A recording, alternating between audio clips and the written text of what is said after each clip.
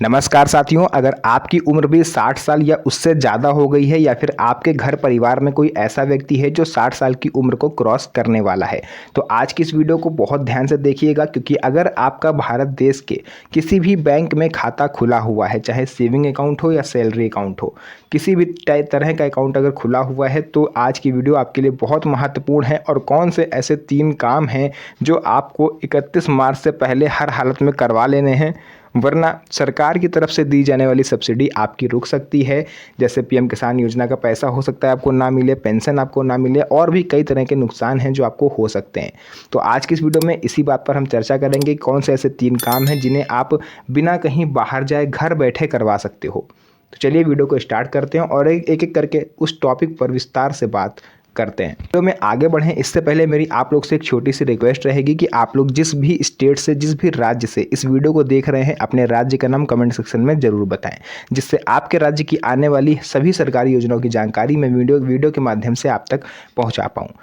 तो वापस आते हैं वीडियो के मेन टॉपिक पर। वो 3 काम कौन से हैं जो 60 प्लस उम्र वालों को हर हालत में 31 मार्च से पहले करवा लेने हैं।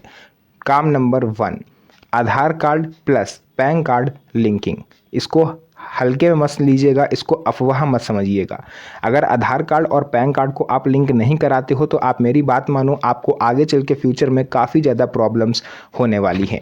जैसे आप कोई प्लॉट नहीं खरीद पाओगे, आप कोई संपत्ति नहीं खरीद पाओगे, कोई भी मतलब पैसे का लेन देन 50,000 रुपये से ऊपर का लेन देन हो सकता है आप ना कर पाओ। बेटी की शादी करनी है, पैसे निकालने हैं आपने बैंक अकाउंट से, तो हो सकता है वो भी आप ना कर पाओ। आपकी ज़िंदगी भर की जमा पूंजी भी खतरे में पड़ सकती है।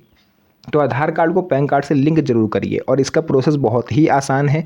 आप NSDL या इनकम टैक्स डिपार्टमेंट की ऑफिशियल वेबसाइट पर जा करके इसे खुद से घर बैठे कर सकते हो, कहीं बाहर जाने की ज़रूरत नहीं है। और अगर आपको ऑनलाइन कामों के बारे में जानकारी नहीं है तो फिर आप किसी भी नज़दीकी जनसेवा केंद्र पर जा करके मात्र 50 रुपये दे करके इस काम को ईजिली करवा सकते हो।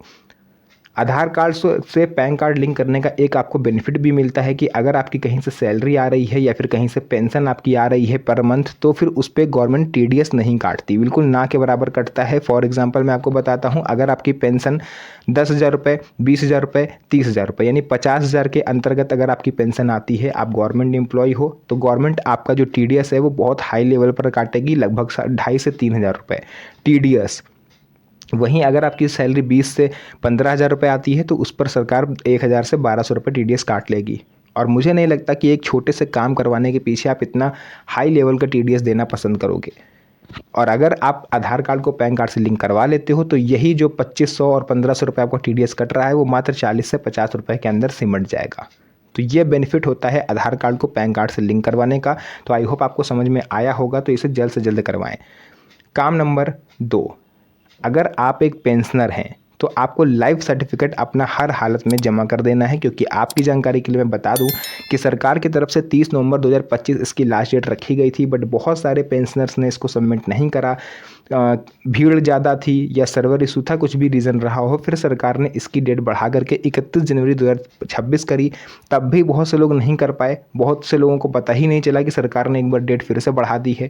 तो अब फाइनली 31 मार्च यानी सरकार का जो वित्तीय वर्ष चल रहा है 2025 का, वो 31 मार्च को समाप्त हो रहा है। तो ऐसे में 31 मार्च से पहले आपको लाइफ सर्टिफिकेट जमा कर देना है, तभी आने वाले 1 अप्रैल के बाद से आपको पेंशन कंटिन्यू मिल पाएगी। अगर आप लाइफ सर्टिफिकेट जमा नहीं करते हो तो सरकार आपको मृत मान लेगी और हो सकता है कि आपकी पेंशन भी बंद कर दी जाए। तो इतना बड़ा रिस्क आप बिल्कुल भी ना लें। अगर लाइफ सर्टिफिकेट अभी तक आपने जमा नहीं करा है तो उसे फ़ौरन जमा करें। और आप चाहो, आपकी उम्र 70 साल से ज़्यादा है, आपसे चला फिरा नहीं जा रहा है, या फिर अगर आपकी उम्र 60 साल है और आप गंभीर बीमारी से ग्रसित हो, आप चल फिर नहीं सकते, घुटने में दर्द है, तो आप बैंक के टोल फ्री नंबर पर कॉल करके बैंक के कर्मचारी को घर पर बुला करके भी लाइफ सर्टिफिकेट जमा कर सकते हो, बट करना ज़रूर है। काम नंबर 3, KYC आपको करवा लेनी है। अगर आपने ध्यान दिया हो तो आपके मोबाइल फ़ोन पर इस समय बैंक की तरफ से SMS भेजा जा रहा है कि फ़ौरन KYC करवाइए। मेरे पे भी आया है, सभी पर आया है। ये 60 प्लस वालों के लिए नहीं, ये सभी उम्र के लोगों के लिए, चाहे आपकी उम्र 18 साल हो, 25 साल हो, 40 साल हो या 70 साल हो। क्योंकि अगर आप कॉलेज स्टूडेंट हो तो आपको स्कॉलरशिप नहीं मिलेगी अगर आपने KYC वगैरह नहीं करवाते हो। अगर आप हाउस वाइफ हैं तो आपको PM उज्ज्वला गैस कनेक्शन की सब्सिडी हो सकता है ना मिले। आप बुजुर्ग हो तो आप हो सकता है आपको पेंशन ना मिले, आप किसान हो तो हो सकता है पीएम किसान सम्मान निधि योजना का पैसा ना मिले। तो ई-केवाईसी आपको करवा लेनी है। 31 मार्च इसकी भी लास्ट डेट है। मतलब ओवरऑल ये तीनों काम जो मैंने आपको बताए, आधार, पैन लिंकिंग, लाइफ सर्टिफिकेट और ई-केवाईसी, ये तीनों ही काम आप घर बैठे आसानी से करवा सकते हो। इसका आपको ना तो 1 रुपया चार्जेस देना है, ना ही आपको कोई दौड़ा भागी करनी है। बट हाँ, बैंक कर्मी अगर आपके घर पर आता है तो कुछ मामलों में वो आने जाने का किराया आपसे ले सकते हैं। इसके अलावा आपको एक भी पैसा नहीं देना।